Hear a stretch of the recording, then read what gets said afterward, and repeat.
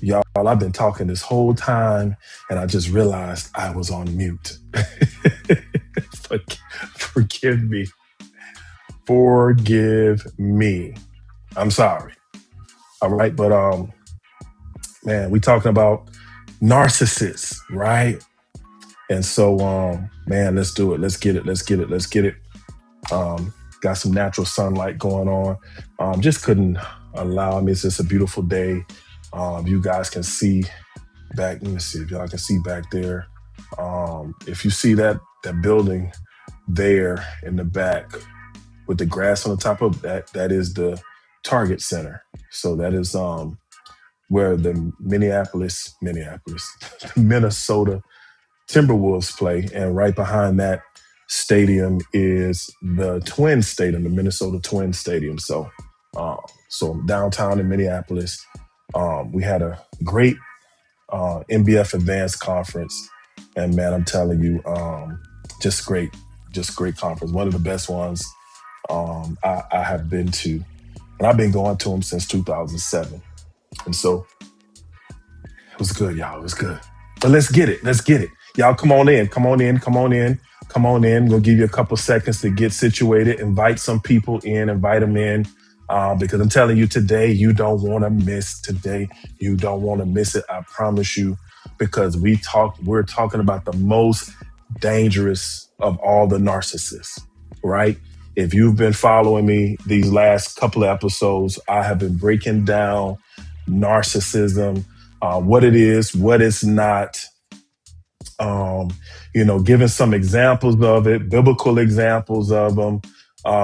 Man, I've broken down seven, I believe, seven narcissists, seven different narcissists that I've broken down, or maybe six, maybe it's six. Yeah, six. We've broken down six. All right, in the last the two episodes, and tonight we're gonna take an entire full episode to talk about the most dangerous type of narcissists. All right. So telling you, you want to be a part of this. You want to come in and, invite your friends, because I'm telling you, man, like, look, this is not just for, couples. This is for single people too. This is for people that are in between relationships, where you're trying to heal, and you're playing it safe, and you're being cautious in the next relationship that you choose. This is also for people that are married, people that are engaged. So this is for everybody. And so no matter what stage you're in, you could definitely utilize this. And so if you've missed the first two episodes, go back and listen to them, because it's going to help to expose some things. And a lot of times we don't know what we're dealing with until it's too late. And so you want to go back and you want to listen to the other two, and then also make sure that you really listen to this one, because we're going to talk about the most dangerous type of narcissist. All right. So again, make sure you invite your people in, send the link out if you're on Facebook. Make sure you tag at least 5 people in the stream, and say hello. Tell me where you're from. All those good things. I love that. Send my favorite emojis. If you know what my favorite emojis are, go and put that in the chat. I'm always looking in the chat. You guys can always chime in if you have anything you want to say. Okay. And I will address that as I see it in the chat. All right. So shout out to everybody on TikTok. Shout out to everybody on Instagram. Shout out to everybody on Facebook. Shout out to everybody on YouTube. We live on all those platforms. All right. So blessings, man. Let's get into it. Let's get into it. Let's turn the music off, because y'all know it's time to get serious. All right. So the music sets the tone, but now it's time to get serious, because the tragedy is that there are so many people that are in relationships today that are dealing with some type of narcissist, right? Um, there are some people in relationships today that have called things narcissism, and called a person a narcissist, and that's not actually what's happening, right? And so, again, you want to go back. If you have not heard those other episodes, you need to go back and listen to them, because in those episodes, we talked about the warning signs. We talked about what narcissism is, what it's not, And so you want to go back and view those. Okay. All right. So let's get it, y'all. Let's get it. Let's get it. Let's get it. All right. And again, I'll be watching the chat. So you guys come in. All right. So welcome to Real Life Relationship, the Blueprint to Healthy Love. I'm your host, J to the B. And so, man, I'm telling you, I'm excited. I'm excited about tonight because we're going to uncover some truth. We're going to uncover some things, especially with the most dangerous type of narcissists. And so I welcome you guys tonight to the Blueprint of Healthy Love, right?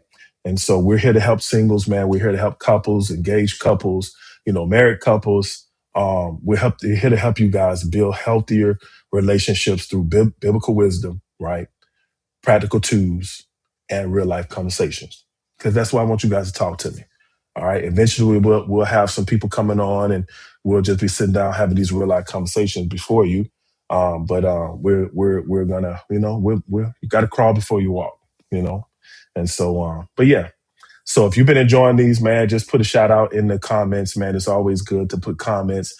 I love to go back and read them, but also the more comments we have, the more things, it gets it out there to people even more. All right.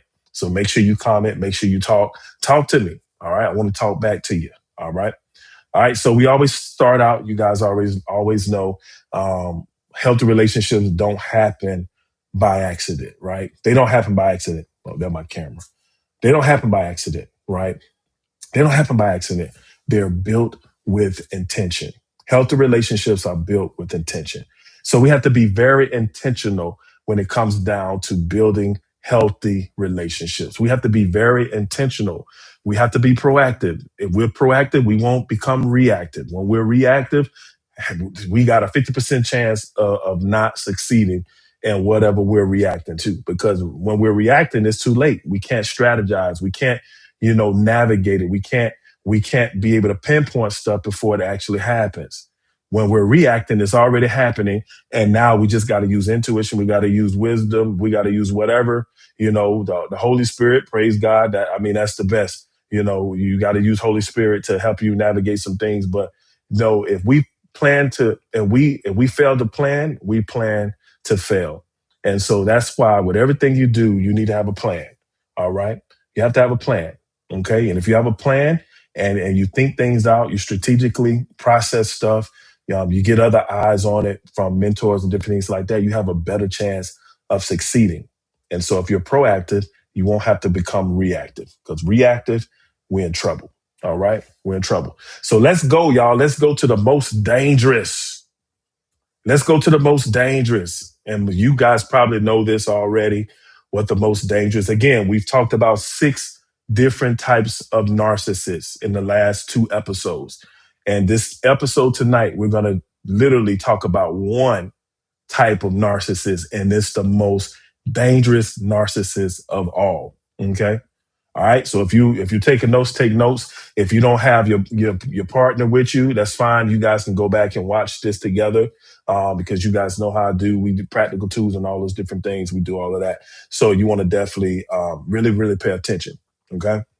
So the most dangerous type, number 7 and final.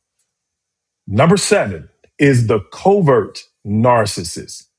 Some of y'all already knew where I was going with that. The most dangerous type of narcissist is the covert narcissist.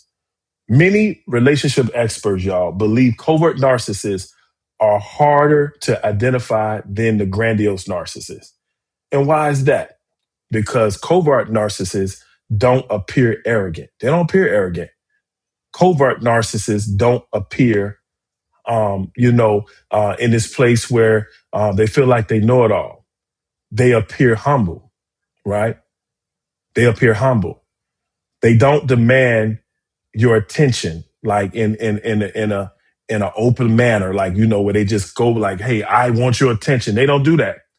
They seek attention indirectly. Okay, they seek attention indirectly. They don't just come out and demand attention. "Hey, I need your attention," and make it known to you. No, they seek your attention indirectly, right? They don't dominate loudly. They don't do that. They are masters at subtle manipulation. They're masters at it, at subtle manipulation, little bit by little bit, little bit by little bit, little bit by little bit, little inch here, little inch there, little inch here. They manipulate quietly, just inch, little bit by little bit, little bit by little bit. And see, many people remain in relationships with covert narcissists for years. Why? Because they can't explain why they constantly feel confused. Like for real. Like, you got a lot of people that are in relationships with covert narcissists right now, and they confused every day. They just can't, it's like, man, this and that. And there's 1 minute like, yeah, I'm gonna make, and then the next minute it's like, okay, no, I'm not gonna do that. And then the next minute I'm leaving, and next minute you're not leaving. It's like it's just this emotional roller coaster, And so you stay in these relationships with these covert narcissists because you can't even explain why you constantly feel confused because they good. These covert narcissists, they're good at manipulation, right? They know how to manipulate, whether it's to play the victim or to play the role of where they're superseding you.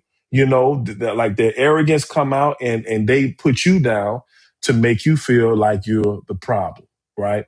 And so they're very manipulative. They're very manipulative, but their manipulation is very quiet. It's not like they just come out and say, you're the problem. It's like at the end of the day, it's like you feel like the problem all the time. Like you just feel like the problem all the time. Right. And that's what covert narcissists do. Now, this is the thing we gotta look at. Now, there's some people that have trauma from their past. Okay. And that's why everything is not narcissism. With this, there are some people that have trauma from their past where their insecure issues they brought into the relationship. So no matter what you do, no matter what happens, they're going to feel insecure. They're going to have trust issues. So, no matter how you flip it, no matter what you say, no matter how many hoops of fire you try to jump through, they're going to always feel like they're the problem. They're going to always feel like they're unworthy. They're going to always feel like, that's insecurity. Okay. But when it comes to covert narcissists, we're talking about, where you're so confused and be like, man, am I really that bad?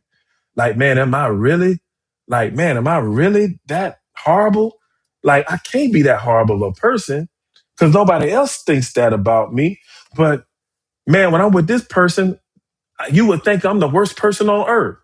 See, that's confusion. And that's how you know the difference. Because if in your other circles, like your other circles of people that's been knowing you for years, don't look at you like that, then that's a dead giveaway that you may be with a covert narcissist. I need to get me some water. Okay, I get something to say.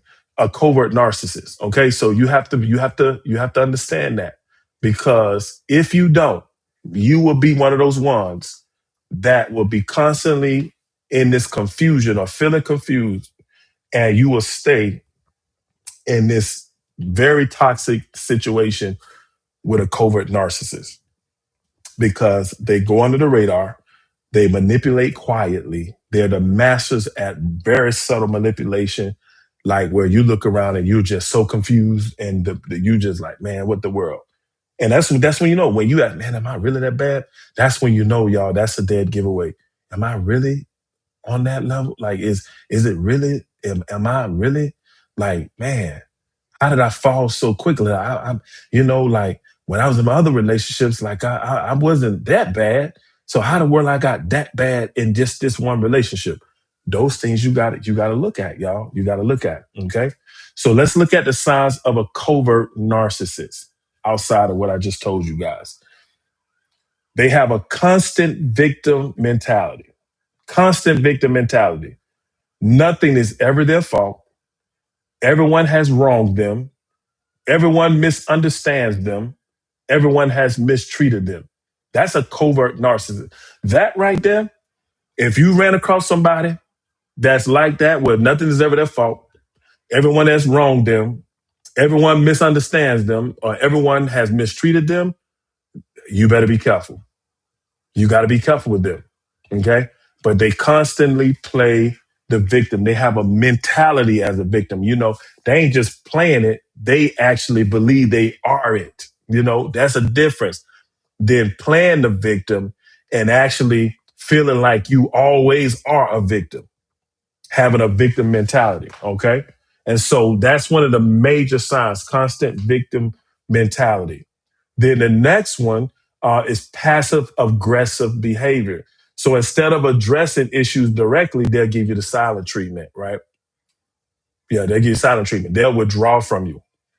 They'll sulk. They'll sulk in stuff for days. Like they'll just be sulking. Now, this is one you may not have realized that this is one for a covert narcissist.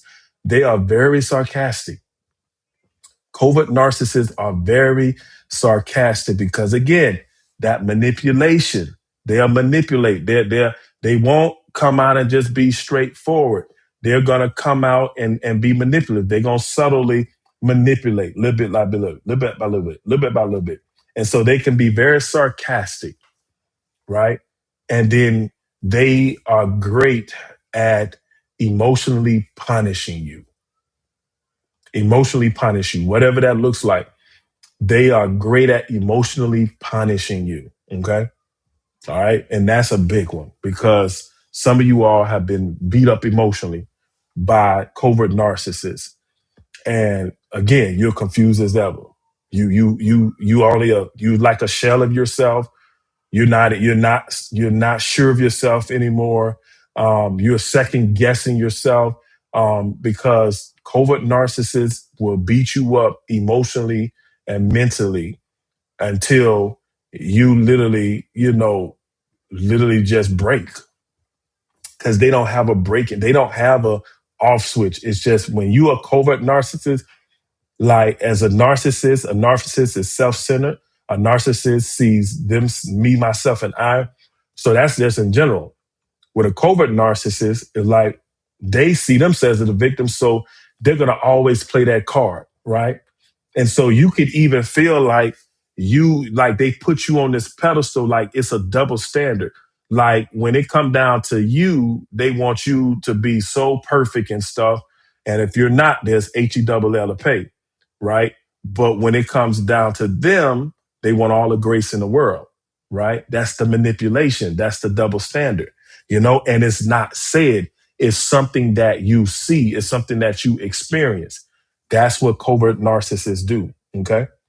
They're very passive aggressive, and so they will punish you emotionally if you're not careful. All right. Let's look at the hidden manipulation. They are emotionally manipulative. They're quietly controlling, right? Right. They make you feel guilty for having needs, right? A lot of times you can't even get your needs on the table because they're so needy. They need this, they need that. They don't flip the script on you. Every time you try to tell them something, they don't came around and tried and flipped it and like made them be the victim. Like, so you never really get out your needs. Like you never get a chance to really talk about you and what you feel and what your needs are because they gonna flip the script every time and make it about them. They're gonna flip the script and make you feel that you are the problem. That's what covert narcissists do, y'all. And so they are very manipulative. They are quietly controlling. They don't just come out and try to control you. They do it in a subtle way, right? You leave the conversations with them wondering, did I overreact? Maybe it's me that's being selfish, right? You sit back like, well, maybe I could do this because, and they trying, covert narcissists, like they'll spend, this a big one, y'all. This a big one. When you start to putting your foot down, then they hit that victim mentality. They appeal to your soft spot. They will literally come in and they'll be like, well, I have this and I have that, and I just been dealing with this since a child, and this and that, and they don't take responsibility. They blame everything else. They blame every situation else, and so they appeal to your heart. They appeal, and so you leave like, man, am I being selfish? Man, is it my fear that man, I'm just afraid to really commit to them? Like, is it on me? Like, am I the problem? And is the way I'm doing it? Is it? That's what covert narcissists are good at that. They're good at that, getting you to second guess yourself, second guess what you think, even second guess what God may have told you. All right. And so that's why this is the most dangerous one, because guess what? It's the closest to the deception of the enemy. See, the enemy was the most cunning thing that ever walked the earth. That's what the Bible said in Genesis. And so, how did Satan get Eve to even be interested in that fruit? By giving her a question. Are you sure God said that you will die if you eat this fruit? No, of course God wouldn't do that. He just don't want you to be like him, knowing everything, right? And so we got to see the play on that. We got to see like what Eve began to do is she began to second guess what she knew. She began to like, man, will I die? Like, is it the fact that God don't want us to be like him and know everything? Yeah. And when she did that, it was game over. And so that's why the covert narcissist is so dangerous, because that's the deception that it flows in. That kind of way you start second guessing what you know God has said. You start second guessing what your goals, what you set in place. You will start second guessing everything about your life. And the next thing you know, your life is upside down, because you let a covert narcissist come in and make you literally second guess everything that you put in play, right? Because they are masterminds at playing the victim. They are masterminds at like shifting the blame. They are masterminds at creating double standards and then coming back around and playing the victim to make you feel like, man, maybe I am overacting. Maybe I am being selfish. Okay. All right. I hope I'm helping somebody tonight. Hope I'm helping somebody. This is another big thing for covert narcissists. They need validation constantly. They need validation constantly. Their self-worth depends on external approval. A lot of them literally depend on external approval. They depend on it. They depend on the pats on the back. They depend on people telling them how good they are. They depend on how people telling them how lovely they are. They depend on that. And that's why if they're in relationships with you, like a lot of them, like, you don't love me, because of the simple fact they depend on you literally constantly reassuring them of your love for them. And if you don't do that, then they're gonna go into this place where they're gonna feel like they don't love you, like you don't love them, that you don't value them, even though you may be showing it every single day. They depend on external approval, where you have to like stroke their ego. You gotta, pat them on the back. It's like, if you don't do that, it's game over. All right. And so when they don't receive enough attention, they become resentful. All right. When they don't get that attention, they become resentful. And that's the thing. And again, it's subtle.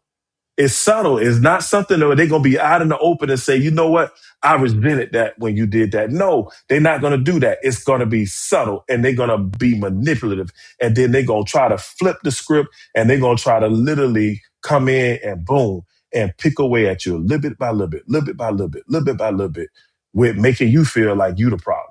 All right. So we have to understand this. We have to understand how this happens. Okay. And so they need validation consistently. They can secretly be envious of you and other people. And I'm telling you, it's bad if you're in a relationship with somebody that's secretly envious of you, because those type of people, number one, they're gonna be hard to trust. It's gonna be hard for them to trust you. Number one, so they have some distrust, and number two, they're not gonna open up. They're not going to open up, because if they open up too much, you're going to know that they are really envious of you. So like there's a pride there that's like, no, I'm not going to, so they can actually be, like sometimes they can just be mean. They can be mean about some stuff, because really they envy where you are. Like, say for instance, if matter of fact, let's give you an example. Say for instance, if your brothers and sisters are close, and they brothers and sisters, they ain't close to their brothers and sisters. So when they see you with your brothers and sisters, why you got me spending time with them all the time? Like, man, like you just forget me. Like I thought it was supposed to be me and you, and I thought you married me. I thought we was dating, and this how it's gonna be when we get. And you like, what? I can't talk to my brothers, my siblings, because secretly they're envying your relationship with your siblings because they wish they had it. But instead of just coming out and openly saying that, they will manipulate the situation to make it all about them because now they're going to play the victim. Y'all see how this go? You see how this operates? You see how this thing turns back around to them constantly playing the victim to whereas they'll get to the place where they don't want you to be around nobody but them. They'll make you cut your family off. They'll make you cut your friends off. They'll make you cut everybody off so that the only person you got time for is with them. And this is the thing. They ain't going to tell you to cut them off.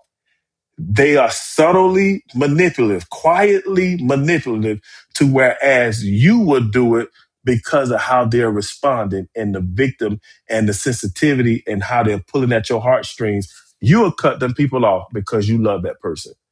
And the whole time they're manipulating you. And a lot of times they don't even realize it. They don't even realize it because they just wired that way. Okay.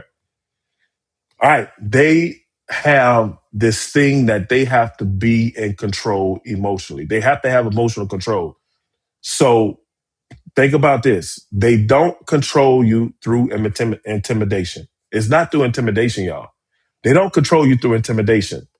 They control through guilt. They control through guilt, right? They control through guilt. These type of people control through guilt. All right. They control through guilt. They're going to guilt you into to literally doing what they want you to do. Right. They know how to make you feel responsible for their emotions. Oh, y'all need to write that down. Covert narcissists know they are pros at making you feel responsible for their emotions. It's your fault.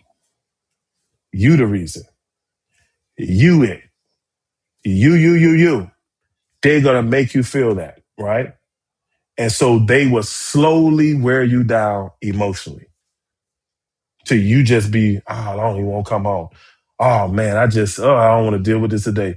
Oh, man, I have no peace around this person. Man, when I get around this person, I just feel drained. You might be with a covert narcissist, okay? All right? So they slowly wear you down emotionally. All right, let's get into the dating process because these are the signs you should never ignore when it comes down to dating a covert narcissist or a potential covert narcissist. All right. These are signs you shouldn't ignore. If you see these signs when you dating, you better halt and get some help. They give the silent treatment instead of resolving the conflict. That's a dead giveaway. Like literally, they give you the silent treatment, and that's for any in a relationship. If you are in a relationship and a person is giving you the silent treatment, you're in trouble because you can't get anywhere in your relationship without communicating. And communication is a two-way street. And if only one person is talking, the other person is not talking, and when I'm listening, no, you're not listening because you're hearing me. Because listening is about understanding. And so the thing is, if you're not responding to me to let me know you're understanding, then I don't know that you understand, which means that we don't have understanding, which means that you're just hearing me. You're not listening to me. Listening is action. Like we talk about active listening. That's a skill that everybody may want to put in their arsenal to be able to resolve conflict or to deal with conflict a lot better. Okay. And we're not going to talk about it too much, but I'm just giving you guys that skill. All right. But this is what covert narcissists do. They give the silent treatment instead of resolving the conflict. They use guilt to control decisions. They make subtle insults disguised as jokes. That's the sarcasm. They come in, they try to insult you, but they disguise it as a joke. And it's just like, they serious, but they trying to be like they joking about it. And it's like, you be like, man, are they serious? No, I was just joking. No, they were serious. They just know how to be honest with you because covert narcissists, are ones that I don't want to use this word, but they're cowardly to a certain extent because they don't be open and honest. They do stuff subtly. They do stuff manipulative, like in a quiet way. So it's like a cowardly type of deal. But the problem is they don't even realize it. A lot of them don't even realize it. So they don't say things like straightforward and like, unless they angry. Now if they angry, then they going rah. But there's not room for you to come and just let's talk and conversate and like really just get to the bottom. Can you be vulnerable? Oh, they don't do that. They don't do that. They're gonna manipulate, they're gonna maneuver, they're gonna play the victim. They is not gonna be vulnerable. All right. And so they will twist conversations until you apologize. It started off where you came to them about a problem. The next thing you know, you apologizing for something else in the same conversation that you brought on the table. Now, this is the bad part about it. You never did get to the bottom of what you brought on the table. It's like they done shifted and literally shifted the whole conversation. And now you sitting there feeling like you the problem, right? That's what covert narcissists do. They cannot sit and be accountable. They are going to shift that thing. They're going to turn it, manipulate it. They're going to twist that conversation until you're in the place of like, man, am I that bad? Man, and you were the one having the problem with them. And they're so good at it. They're so good at manipulation and twisting those things. And a lot of times they don't even realize it, y'all, because narcissists are just like this, a horse with blinders on. They don't see the bigger picture. They just see what's right in front of them. This is all it is. We right here. This is it. This is what we do. I don't see to the left. I don't see to the right. If it don't come in this vision right here, I don't see it. So they don't get the peripheral vision. They just see here. This all they see. This all they see. So they don't even realize it a lot of times. It takes an outside person to be able to tell that they trust to be able to tell them because a lot of times they're not going to take it from you. Okay. So watch those signs when you're dating. When you're married, it is what it is. We're going to talk about that in a second. But when you're dating, man, you better halt because I'm telling you, it gets worse when you get married. Okay. So what you dealing with now, when you get married, it gets worse. Okay. All right. So they rarely celebrate your victories. Rarely celebrate your victories. Like they rarely will celebrate your victories. And that's probably the one that hurts the most because when they do something good or whatever, you there. But when you doing something, it's like they downplay it or they don't talk about it. And this other thing, y'all, when somebody else that they're not dealing with accomplish something, oh wow, that was so great, man. They did so awesome and this and that, and you just did it a year ago, and they didn't open their mouth, right? So it's almost like they be hating. But again, like I told you earlier, they can secretly be envious, and because of that, they will not compliment you. They will not sit and celebrate your victories because deep down inside, they wish it was them. They're so distracted by wishing it was them that they forget to actually say, hey, congratulations. Hey, that was awesome. Or they might give you some heart like, oh, that was good. But then for the other person, like, oh my goodness, that was so good. I'm so proud of you. Wow. And they just give all that emotion. And you sitting there looking like, man, that's messed up. That's messed up. How you gonna go in for them and you can't go in for me? Like you supposed to be going like that for me. But you ain't you going you downplay mine and you make them seem like they just won the World Series. That's what covert narcissists do, y'all. They do that. They don't do it on purpose. It's just something that because they're here, they don't even see it. They just locked in here. They don't see it. Okay. And so sometimes what can happen is, especially with covert narcissists, man, they can leave you questioning your own memory or judgment, right? They like, man, did it, man, yeah, they that sound like, because they can really make it sound good. Like you be saying like, maybe they are right. Maybe I am getting it wrong. Maybe this, yeah, no, because it sounds good. But you know how you made a pinpoint that? You tell them, hey, give me the, what happened? What's the scenario? Give me the scenario, what happened? Because don't just trust what they're saying. Give me the scenario. I need some evidence of what you're talking about. If you got the evidence, hey, I will stand corrected. I will believe whatever you say, but give me some evidence about that. Tell me how you come to that conclusion. Where is your evidence with that? That's how you get a covert narcissist, because most of the time they don't have evidence. They have to get the gab. They have been so used to saying stuff that they really believe this stuff. And most of them, what they talk about, they ain't even experienced it. It's just they just wired that way where they'll talk about, yeah, because I know, because everybody like that. And it's just like, but you know 10 people. How you gonna say everybody like that when there's billions of people on this earth? But they just here. Again, they here with their own experiences. And their own experiences count for everybody in America and all the 7 continents experiences, because they always here. And that's why you got to be careful with a covert narcissist, because they don't see the big picture a lot of times. They just be right here. And they'll tell you, oh, yeah, that ain't true. Because, man, people do this all the time. And it'll be like, name one person do this. And 9 times out of 10, they probably can't even tell you. But they done made the statement that, man, people do this all the time. And it's like, no. And the crazy thing will be is that you would have more experience in that area, and they telling you like you should be telling them. That's the funny thing. And so for you just have to be patient with them. If you're married to them, and like let's get to the nitty gritty about some stuff and get down to the bottom of stuff and get some counselors involved to be able to identify that and expose that stuff. But if you're dating, man, you need to halt. You need to literally halt. Like halt, don't, like Monopoly, don't pass go, don't collect $200. Like you need to halt. And until that changes, you do not go into that relationship until that changes. Okay? Until that changes. All right? All right. Let me see. It's like it's getting a little dark. All right. Y'all tracking with me? Maybe I need to turn on some light because it's a little dark. Let me see. Well, that's all right. Y'all can see me, right? We good? Do I need to turn on some light? Is it hard? Is it hard on y'all eyes to see me like this? Just let me know. Y'all put it in the comment section. Yeah. So that's what they do.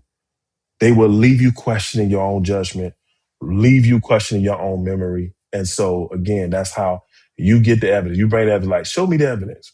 And it's sad you have to do that, but that's how you have to deal with them. Okay. You have to deal with them in that way. Okay. Now, this is the thing. When in dating, they can move too fast. Like covert narcissists, they can be talking marriage immediately, right? Now, some people, they just know they know. They done got a word from the Lord. They know, like it just is what it is. But that ain't everybody's situation. There's some people that be talking marriage immediately. Okay, thank you, Ronald. Appreciate it. Appreciate that. Yeah, they be like literally, they'll talk marriage immediately. They'll be like, yeah, this gonna be my wife now, and they'll tell, and fella, that's what we do.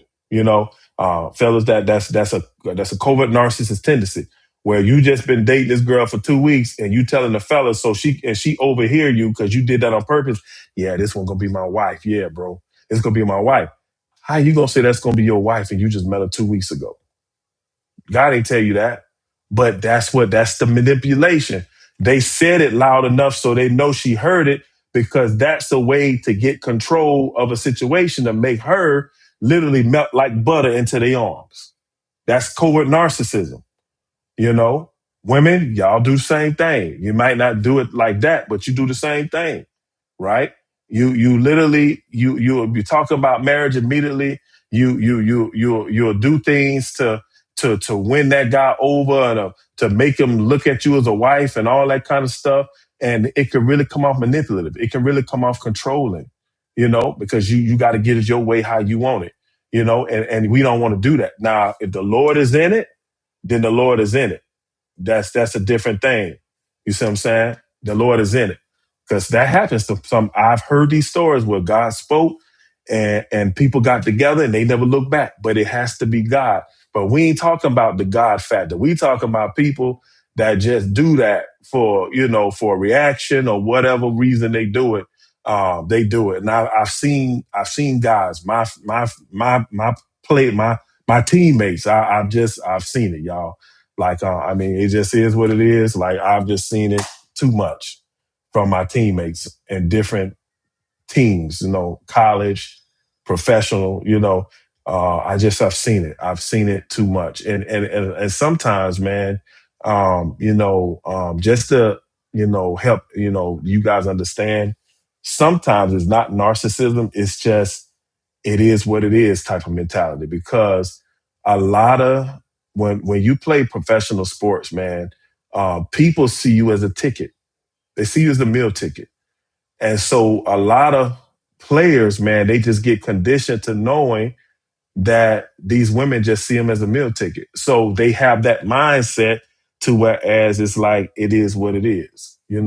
So they'll say whatever, and not really mean it, because they look at the woman 9 times 10, they probably saying stuff that they don't mean. So you got different types of situations here, because I'm telling you, I saw it with my own eyes. I just, ladies, y'all just, y'all, you, I've seen some ladies do some stuff, man, that I'm just like, Lord, like,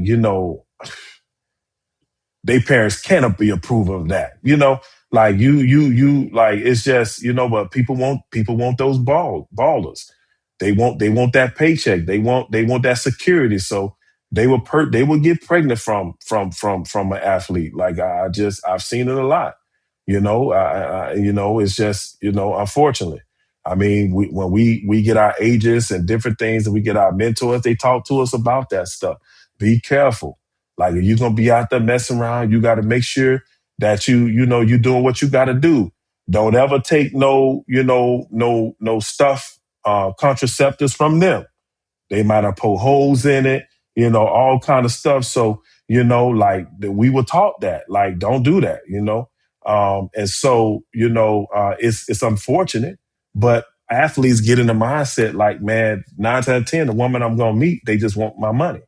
So it's like they have that mentality based upon that, so that's a different level. But for a narcissist, man, they come with the manipulation talk, quickly. Like, man, hey, we're gonna get married. I'm your wife. I'm your husband. This and that. They doing the flattery on a whole nother level. And it is what it is. So you be able to, it's got to be certain circumstances. And you guys can see, like, there'll be certain circumstances that surrounding it. But if you don't have like the celebrity status type deal, or the athlete, or somebody that has a lot of money, then if this is just happening naturally, you're probably dealing with a narcissist, unless God is in it. If God is in it, then that's different. But if God is not in it, and it don't have anything to do with money attached to that person, then you're probably dealing with the narcissist. So take your time. Just take your time. All right. So these are red flags you should not ignore. Don't ignore them. All right. Take your time. All right. They can make extreme promises quickly. And I use that word extreme because everybody make promises a lot of times. Sometimes they work, sometimes they don't. But I'm talking about extreme promises like, yeah, girl, I'm going to marry you, girl. That's extreme. How you going to tell this woman you're going to marry them? And you don't know, you just met them 2 weeks ago. You were just with old girl 3 weeks ago, but she made you mad and you broke up with her. Now you done met this girl and now you saying, yeah, girl, I'm going to marry you one day. That's what covert narcissists do. They make extreme, promises, man, very quickly. Like, just extreme. All right. So I'm not talking about regular promises. I'm talking about extreme promises. Okay. That's the key. Extreme. They are creating emotional dependency rapidly. And I want you guys to really hear that one. Really let that one sink in, because they will create emotional dependency very quickly. They want you to depend on them. They want you to cater to their needs. They want you to emotionally cater to them. They want to emotionally suck any type of emotional stability that you have out of you, so that everything could be catered toward them, that you could be broken like a good house dog or whatever, and you would do whatever they want you to do whenever they want you to do it. That's what a covert narcissist will do. And the bad thing is, y'all, a lot of them don't even realize that's what they're doing. I keep saying that because some of you all be looking at you and you get mad at them, and it's like, no, you got to get them help, because a lot of times they don't even realize it. Then some of y'all are sitting there talking to you blue in the face, and you're going to keep talking to you blue in the face because they ain't hearing nothing you saying. Is going in one ear and out the other because they can't connect to what you're saying. You see it, you understand it, but the more you talk about it, the more resentful they're going to get. Because again, a covert narcissist can really get resentful, and it will be a quiet resentful. It will be something that you don't even see until it's too late. But you'll see little traces of it, like, man, like why are they doing that? Or they'll just, what they'll do, they like, ladies, because y'all, this is covert narcissism. Like, you fix your man plate tonight, but then tomorrow, because he didn't move his shoes out the way, then you're not gonna fix his plate. You see what I'm saying? That's just petty. That's petty, and that's a covert narcissist trait. You don't have to be actual covert narcissist, but that's a trait of a covert narcissist. To whereas just because they didn't do something you want them to do, then it's like you're not going to do something that you readily always do. Now, I'm not saying something that you go out of your way to do and then you decide not to do it because they made you upset. Not talking about that. I'm talking about something that you readily do all the time, consistently, and all of a sudden, because they made you mad, you don't do it anymore. That's covert narcissism, right? You don't stop doing something for somebody just because they made you mad, especially something like that. If you make that man dinner and bring him his plate, then guess what? Make that man dinner and bring him his plate and tell him like, hey, babe, I would love to talk to you after you get done eating, because something happened yesterday or something happened today and it really made me feel some type of way, and I would love to talk to you about it. Okay, well, let me finish, or we can talk while I'm eating, but it should never get to that place to whereas you get so resentful that you start taking stuff back that you consistently have been doing all the time. That's wrong. All right. All right, fellas. Same thing. Like if you, let's say, if you open it up the car door, right? And you've always been the one to open up the car door, and she made you mad. Now you don't want to open up the car door. No, don't do that. Don't do that.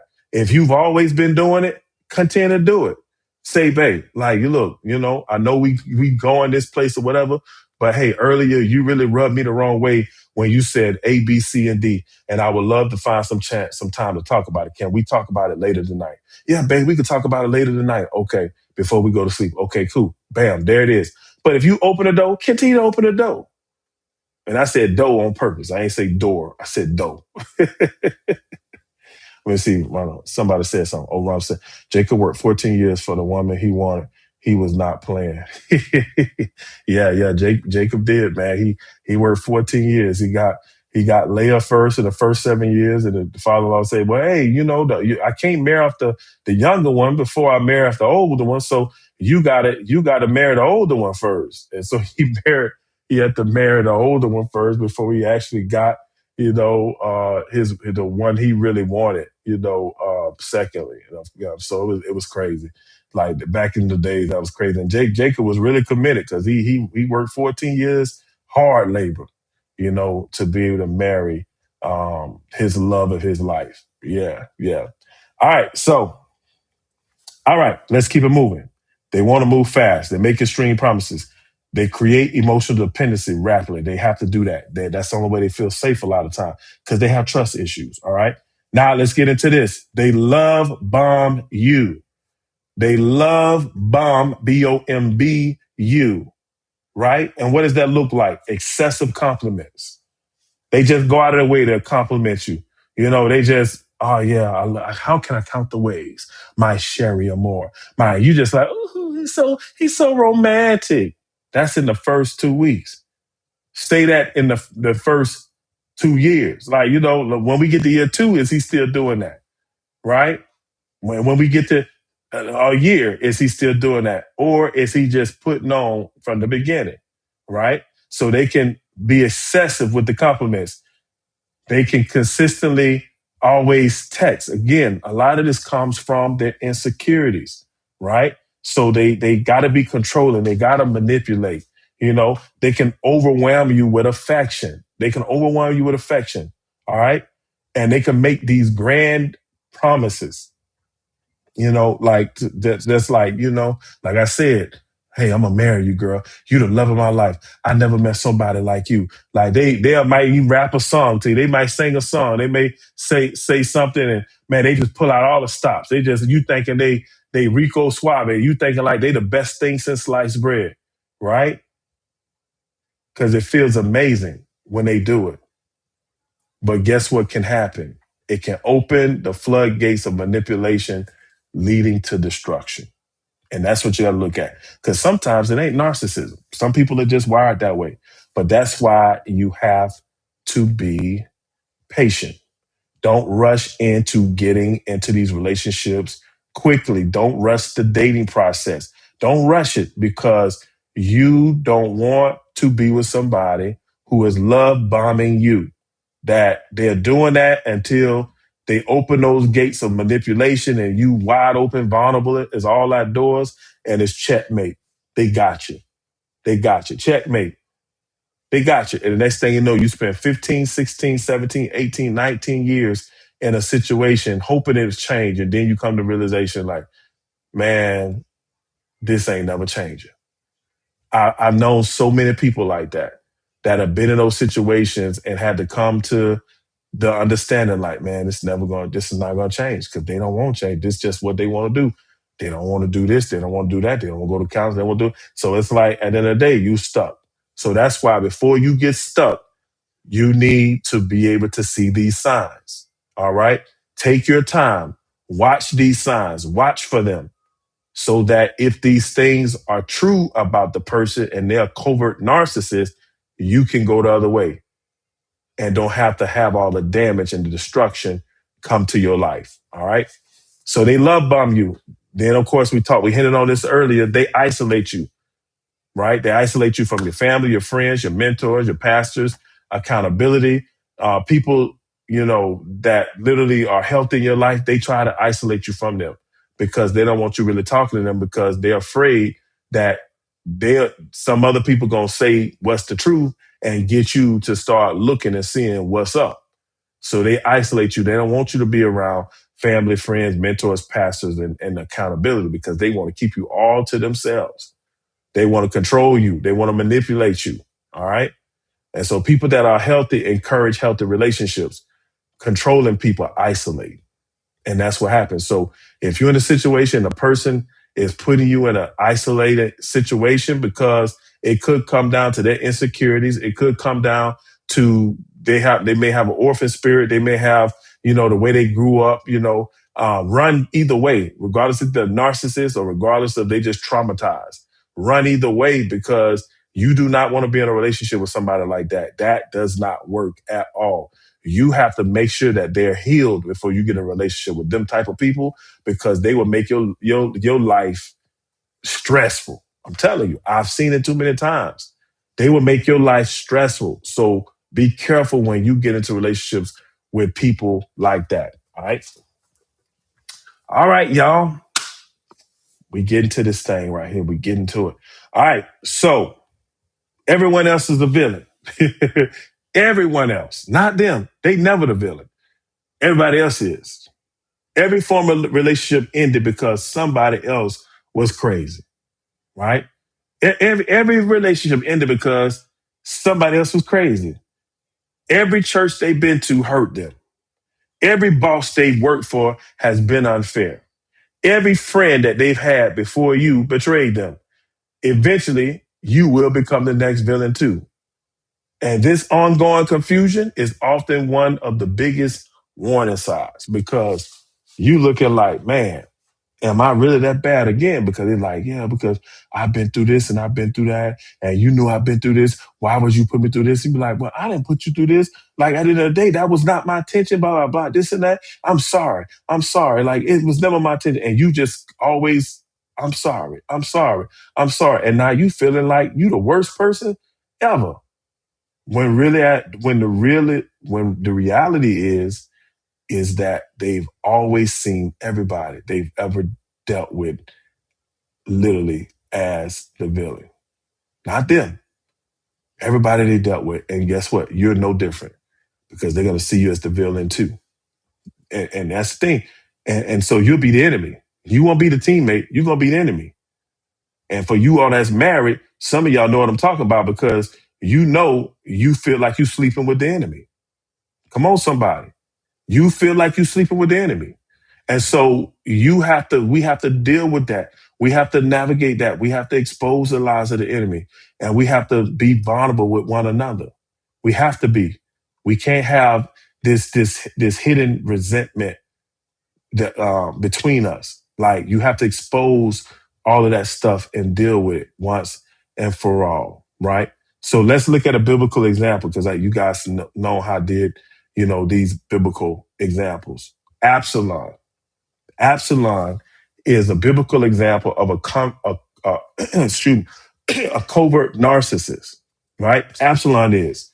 Because what did Absalom do? He quietly stole the hearts of the people of Israel through his charm, through his subtle influence and manipulation while secretly pursuing his own ambition. You can look at that in 2 Samuel, 15th chapter.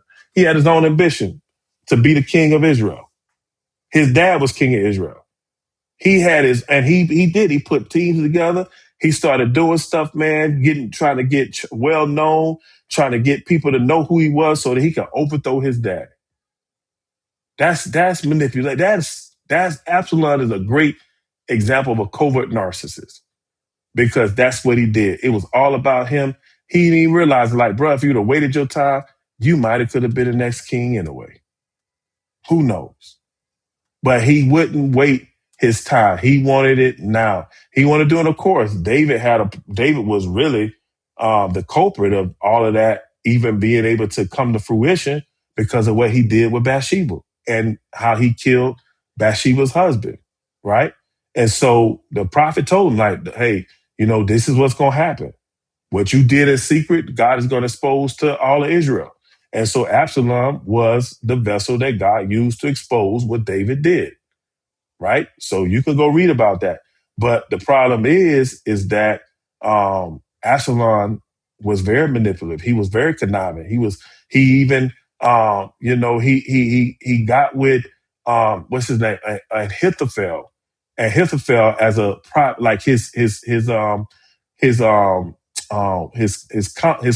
consultant, like, and Ahithophel was his consultant, and that was his father's consultant, and he got with him so that he can prepare him, and Ahithophel did it because he was already mad with David anyway. And a lot of people don't know that Ahithophel was Bathsheba's granddad. Like, and I'm probably saying his name wrong, and Ahithophel and Hippothel. But that guy that was literally advising Absalom did it because he didn't like David in the first place because he was Bathsheba's granddad. And see, that's the thing, because I always wanted to know, I'm like, Lord, why this man who was David's trusted advisor just flip the script and go and help his son to manipulate and overthrow him? And I started doing my research and came up and found out that that man was Bathsheba's granddad. And I said, oh my God, that's why. He couldn't stand David. So when Absalom was looking like he wanted to do something, and Ahithophel said, hey, I got you, son. I'll show you, just like I showed your dad, how to become a great king, right? And that's what happened. So that's why Absalom is a great example, man. He's a great example because of how he secretly pursued his own ambition, man, at the sake of literally hurting his dad. And so this is the lesson in this, y'all. Not every smiling face has pure motives, right? Discernment looks beyond charisma to consider a person's character. All right. All right. Let me see, somebody said something. Yep. A lot of cults, a lot of movements start just like Absalom because that's what they do. They feel some type of way and they gonna do it better. They gonna make it better. And so they secretly do and try to overthrow. You see this in governments all over other continents, other countries. You see these militia groups rise up and they try to overthrow the government. It happens all the time. And so this is why we call it covert. That's why it's a covert narcissist. All right.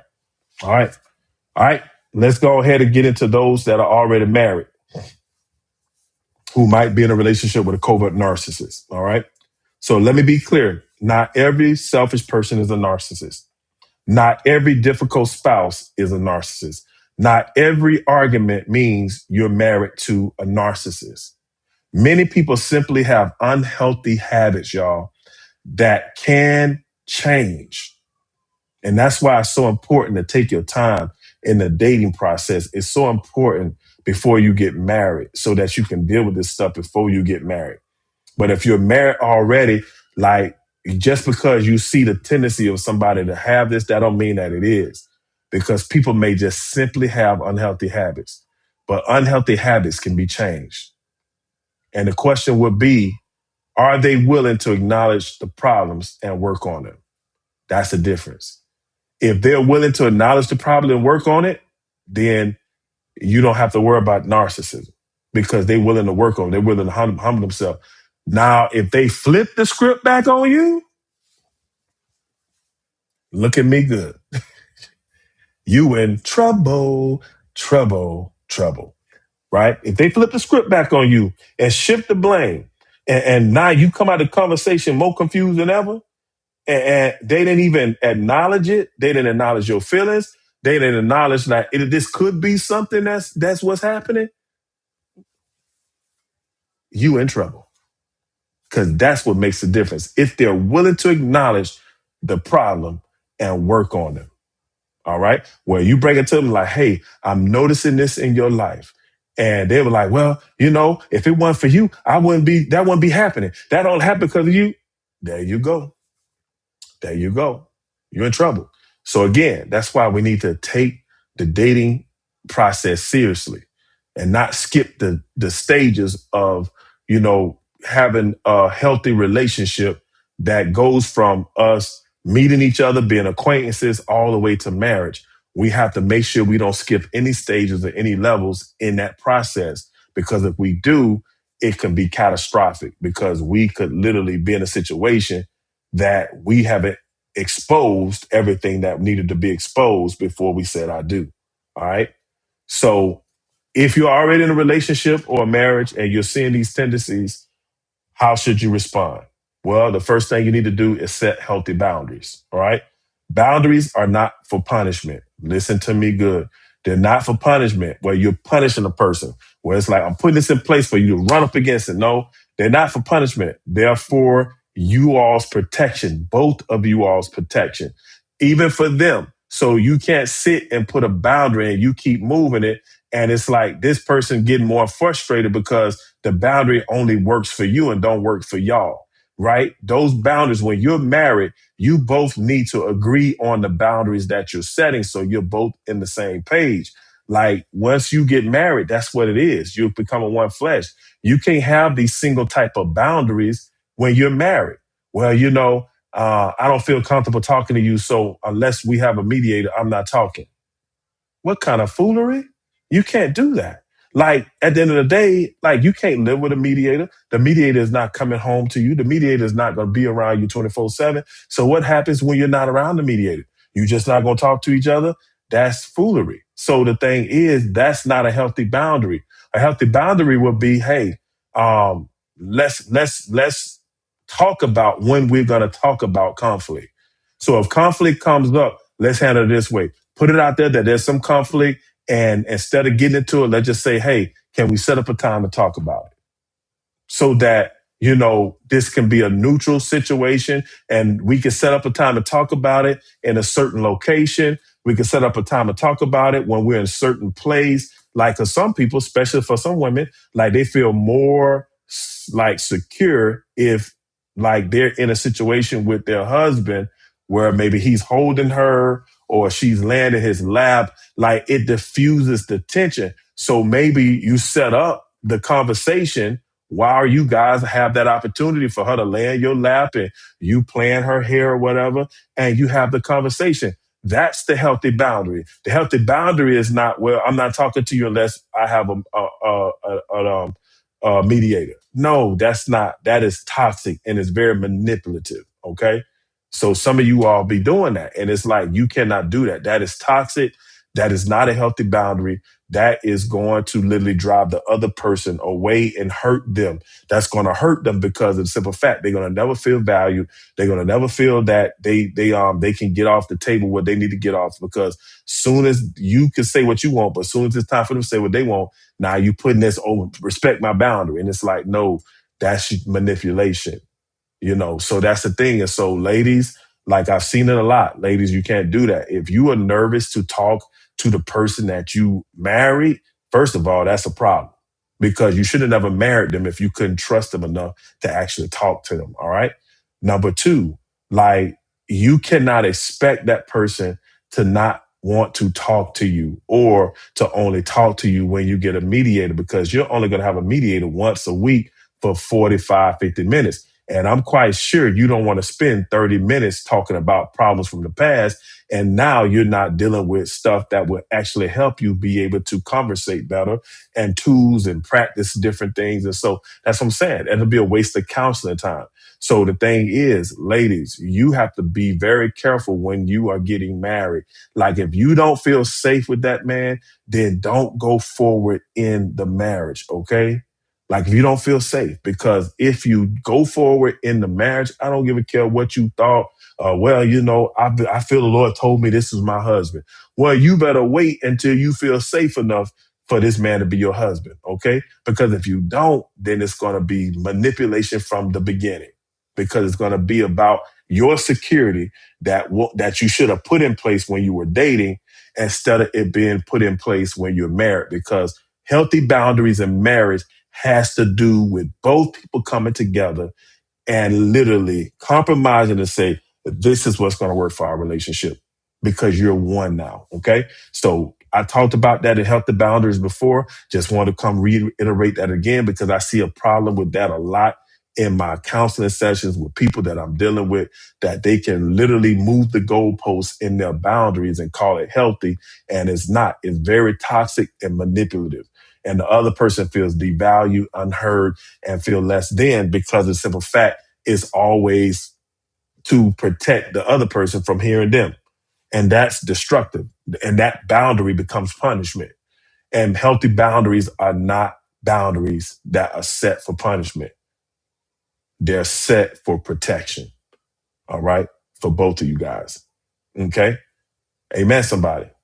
So how do you respond? Set healthy boundaries. Number two, stop rescuing them.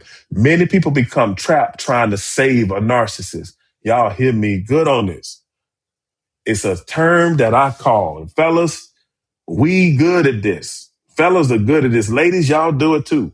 But fellas, we good at this. Y'all better stop this missionary dating, where you are trying to save somebody because you see the potential in them.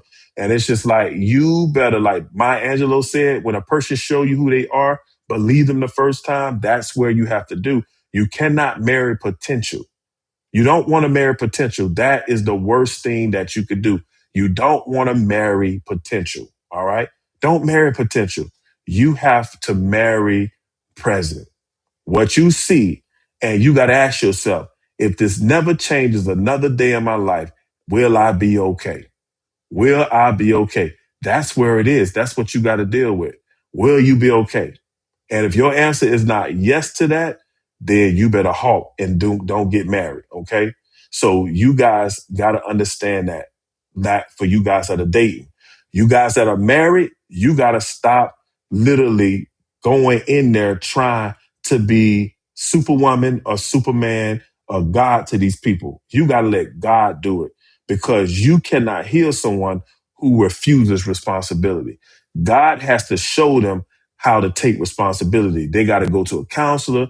They got to go to whatever, but you got to pray and ask God, Lord, help my spouse to take responsibility for what they are seeing, and stop shifting the blame to me to make me feel like I'm the problem. Okay. So you got to stop rescuing them. What that looks like. Well, say for instance, if you know that in a situation, they're going to shift the blame, shut it down. If you sense it, shut it down, shut the conversation down.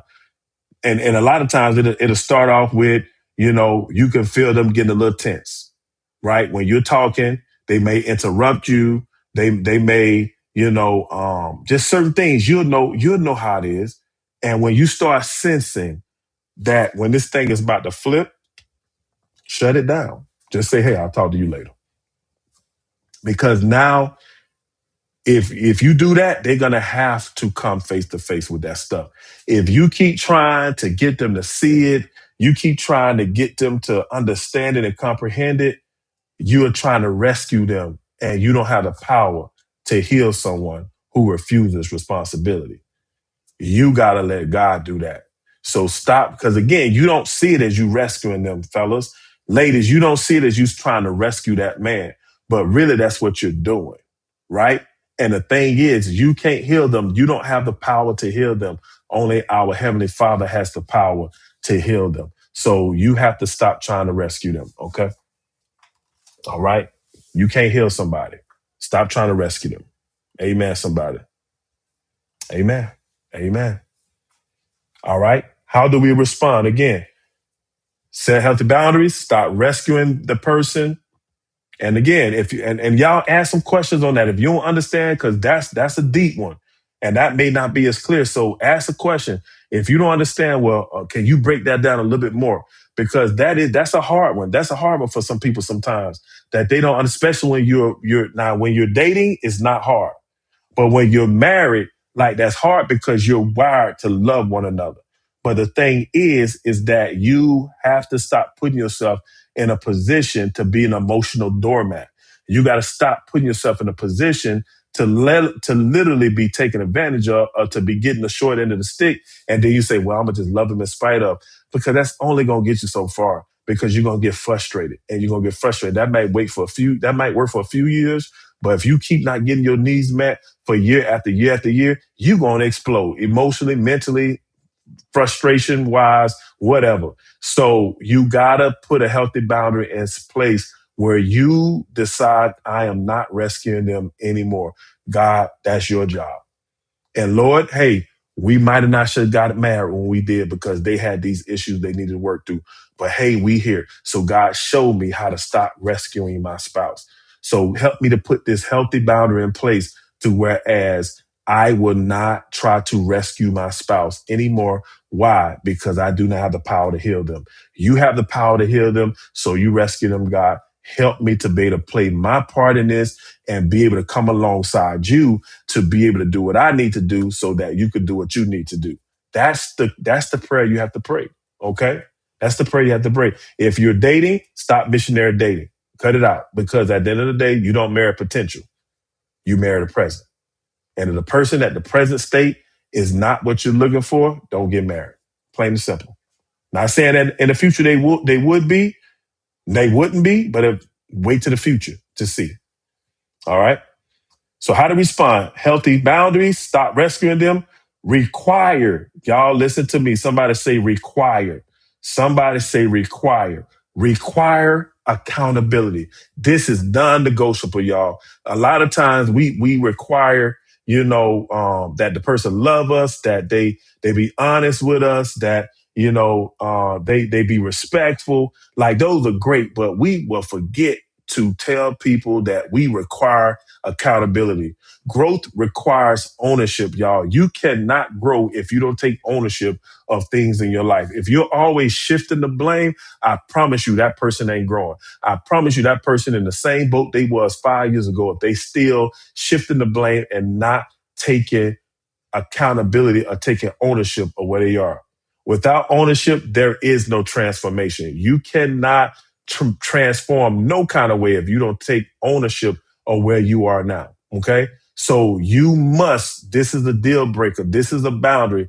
You have to require accountability. If a person would not hold himself accountable, that's a red flag. You better not go into that relationship any deeper. You better halt it. If you're in a marriage, if that person is not literally holding themselves accountable, then you have to sit there and talk to that person, be like, hey, like, do you see what I see? And if you don't, then why not? Why don't you see it? And listen to what they have to say. And based upon what they say, then you know what you're working with. You know what you're working with. But like, hey, on the other day, you left the cap off the toothpaste. You said that you didn't do it. Why did you say you didn't do it? Why you say, well, because I didn't. Well, if it's only me and you in here and I didn't do it, then why you think you didn't do it? Well, you probably didn't do it. I said, but why would you automatically think I didn't do it if I'm coming, that I did it? If I'm coming to you telling you that I know you did it because when I went in there, the cap was off already. You see what I'm saying? So you have that conversation, that dialogue, and you see how they respond. Because they're like, no, you tripping. No, you just don't remember you did it. Then you dealing with somebody that don't want to even try to take accountability because they're fighting you. So most people that want to take accountability be like, okay, so where was the cap? Because I don't remember taking that cap off, babe. Like, you sure I took that cap off? Yeah, babe, you took that cap off. Like, baby, so where the cap was? Help me remember. Well, come on, let's go on there because I just want to get to the bottom because I don't remember that. You can work with that. You can work with that. Or somebody that's saying, oh, babe, I'm sorry.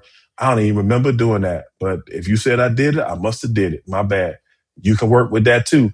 Or it's just, you can definitely work with this. Hey, babe, I'm sorry. I ain't mean to take the cap off. I forgot to put it back on. My bad.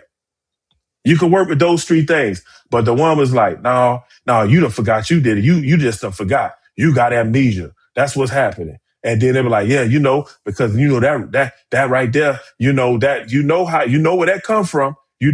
See, you got to be careful with that because at the end of the day, if they left the cap off the tape, the top off the thing, it should not automatically be, I didn't do it without asking and saying, why do you think I did it or what happened? What was the cap?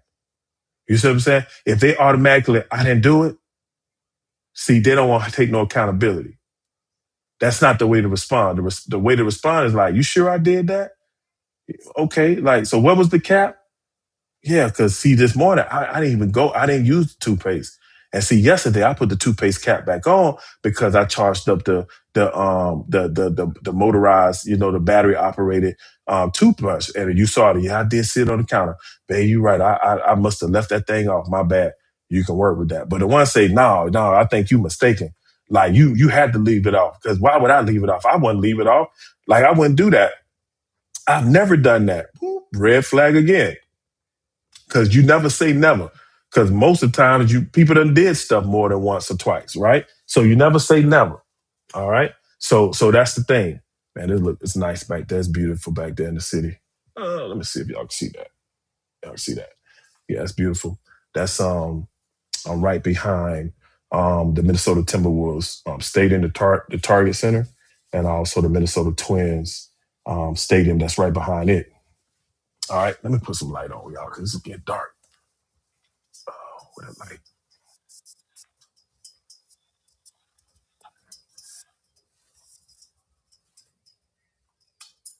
There we go.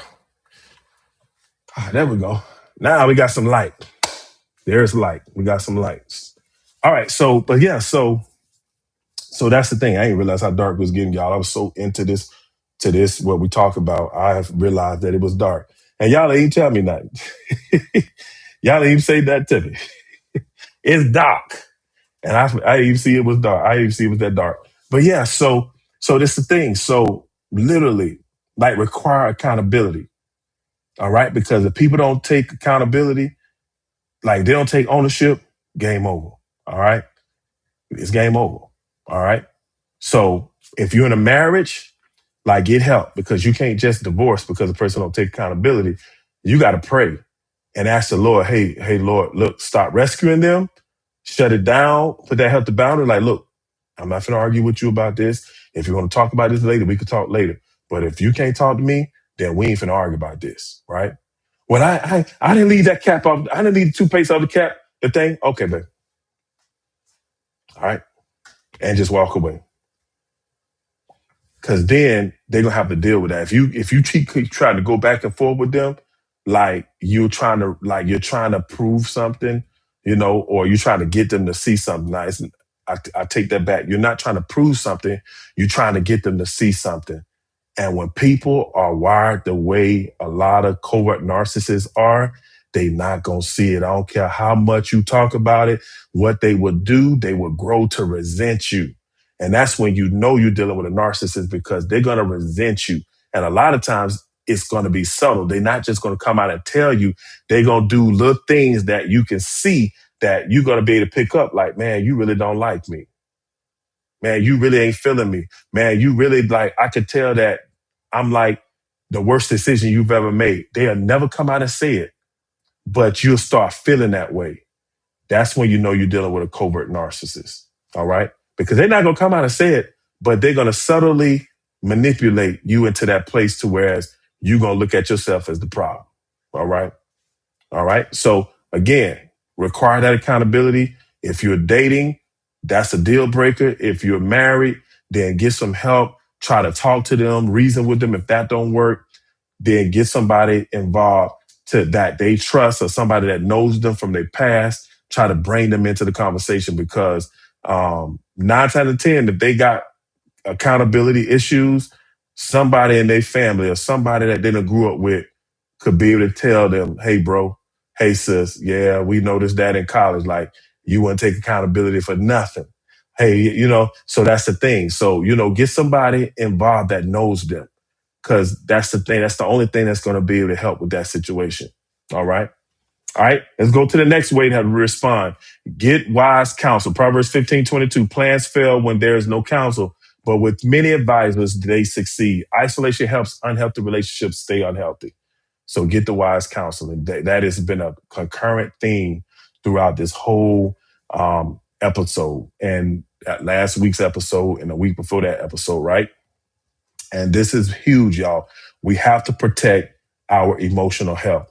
God never called you to become an emotional doormat and be emotionally destroyed trying to keep someone comfortable, right? Because you're trying to keep them comfortable because you don't want to rock the boat.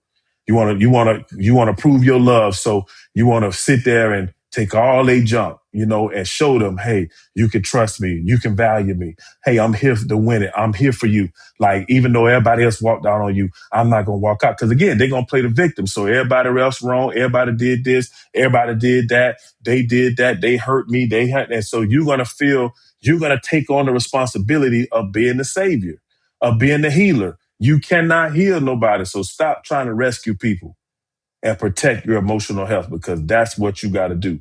You will literally be in a situation where your emotional health will be destroyed while you trying to make somebody comfortable that can't even see the error of their ways. All right. All right. Let's go to couples check-in. Couples check-in. If you're not with your spouse right now, you're not with your partner, just go back and do this again. And I'm going to post all these 5 questions at the end. And again, if you're not in a relationship, you can reflect on these questions by yourself. Okay. Number 1, do you feel heard when you share your concerns? Do you feel heard when you share your concerns? And if you're single, have you felt heard when you shared your concerns? All right. So you can reflect on your previous relationship. So if you're married or you're engaged or you're in a relationship right now, do you feel heard when you share your concerns? If you're not in a relationship and you have been before, put it in past tense. Did you feel heard when you shared your concerns? Y'all got it? All right. That's number 1. Do you feel heard when you share your concerns? All right. And I want you guys to do this. Do this as a couple, check in with each other. Number 2, do you feel safe being honest with me? That's a big one, y'all. Do you feel safe being honest with me? Ask each other that question again. This is a no judgment zone. When we do the couples check in, like that's no judgment. Ask that question, right? Literally, and listen to understand. Don't listen to respond or to judge. Do you feel safe being honest with me? And y'all be honest with each other. All right. That may be like, oh man, I don't want to, but it's very important. Do you feel safe being honest with me? Do you feel heard when you share your concerns? Right? That's very important because some people don't feel like they feel heard when they share their concerns. All right. Number 3, is there any area where I become defensive instead of listening? And you all that get defensive, you better listen on this one. Okay. Don't get defensive. And they're like, yeah, almost every conversation. I don't. There you go. You getting defensive already because that you're gonna prove it. So this is the thing. Listen to understand. Don't listen to respond. All right. So is there any area where I become defensive instead of listening? Right. Let me see. Maybe I need to post these one by one because I think what they're going to do is, well, no, I post them all at one time. It's okay. So is there any area where I become defensive instead of listening? Number 4, do we solve problems together or blame one another? Y'all see how deep these questions are, y'all. And I need you guys to do these questions. You're not doing it right now. I don't want you to talk about them right now because for the sake of time, we're not going to get into them like we do every week. But I want you to take these questions. I'm going to post them in a second. After we get to question 5, I'm going to post all of them and make sure that you guys this week talk to each other and create a safe place for you both to be open and honest. Okay. So do we solve problems together or blame one another? And number 5, what can I do this week to make our relationship healthier? All right. All right. Come on. These questions here, like I'm telling you, this is going to change the dynamics of your relationship. And this will expose some stuff as well. And this is just good in general. Even if narcissism is not even a part of your what you're dealing with. Even if narcissism is not, like still do this. And I just posted it in the chat, y'all. So if you guys, again, in order, when I post the only 3, unfortunately, the TikTok is not going to get my post. The Instagram is not going to get my post. So if you guys are watching from there, you have to go to my personal Facebook or my YouTube or the church's YouTube. I think that's my personal Facebook, or is that the church? That might be my personal Facebook.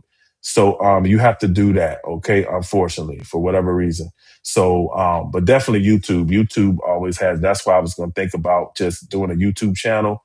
But then I realized that with Instagram and all of those other channels we have, I may do it later as we grow and we build.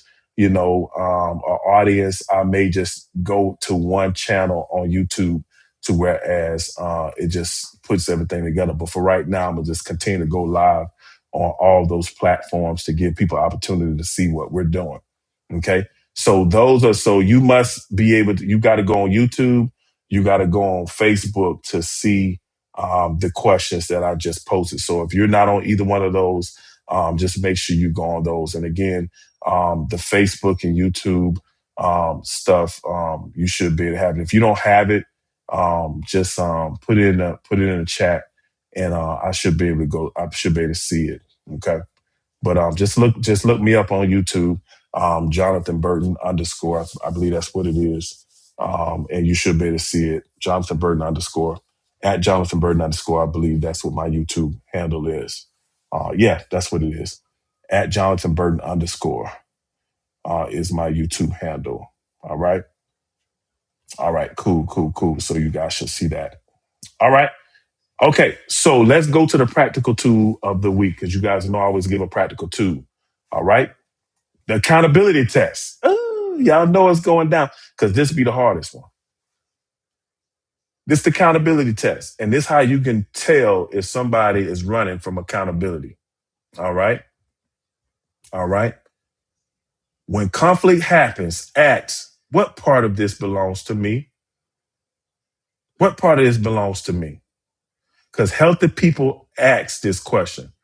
Narcissistic people avoid this question. If both people begin owning their part, healing becomes possible. So if you want to check to see if you're dealing with a narcissist, you all both sit down and say, hey, let's do this. Let's take ownership of what part of this conflict belongs to me. The narcissist is going to say, man, none of this belongs to me. That's all you. Because if you wouldn't be acting so crazy, blah, blah, blah, this and that, this would never be happening. That's the narcissist. A regular person be like, look, I'm willing to sit down with you and see that, like what part belongs to me, what part belongs to you. Even if they feel that, you might be the person in that's, but there's still a part because everybody plays a part some way, fashion, or form. But unless you are willing to look at it, then you can never know. You can never know what that looks like. Okay. So what part of this belongs to me? That's the test. That's the tool.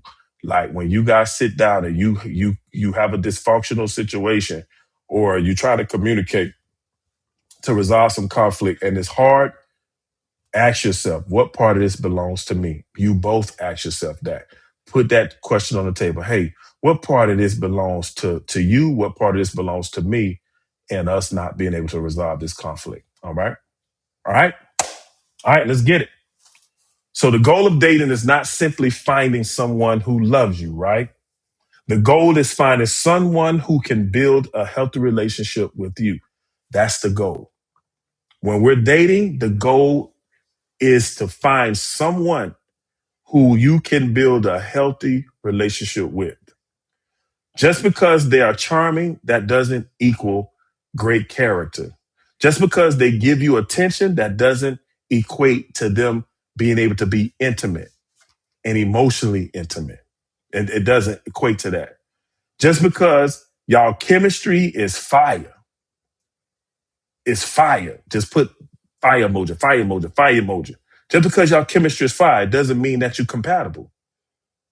Because you can have great chemistry just because you just got great chemistry, but that don't mean that you're compatible. The compatibility is going to be shown when you guys take your time to get to know each other. Right? You can hit it right off the bat, and because y'all chemistry is great, y'all will just automatically just go from acquaintances to engagement to marriage overnight, even though nobody gave no rings, nobody gave nothing. You just physically went to acquaintances to marriage, because in God's eyes, when you be having sex, you be having a relationship, that was symbolic. That's what sealed the marriage.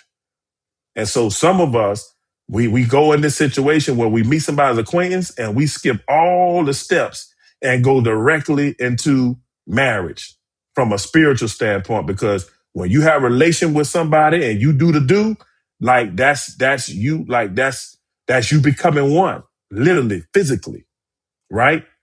And so we have to be careful with that kind of stuff. That's why we don't supposed to be having sex before marriage.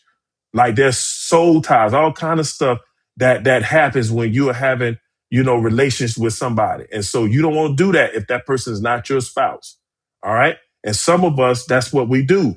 We meet somebody, we date for 2 weeks, and then we automatically go and having these relations and wonder why stuff ain't working, because you skip 4 steps. And now you see it like, oh, this person is a narcissist. Well, you would have known that if you would have took your time. You would have took your time, all right?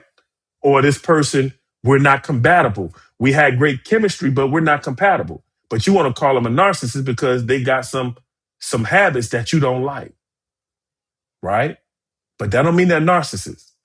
That just means that they got some habits you don't like, okay? So, but the way to deal with that is to take your time in the relationship process. We got to learn how to do that, y'all. We got to learn how to do that, okay? So couples, this is what I want you to do. This week, I want you to pay attention to how you all respond to each other when you are corrected, okay? I want y'all to pay attention to that. Pay attention to how you guys respond to each other when one of you all correct the other, okay? You all's character will be revealed when one of you hear the word no.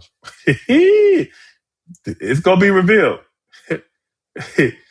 All right. So remember that this week. Pay attention to how you all respond to each other when you're corrected.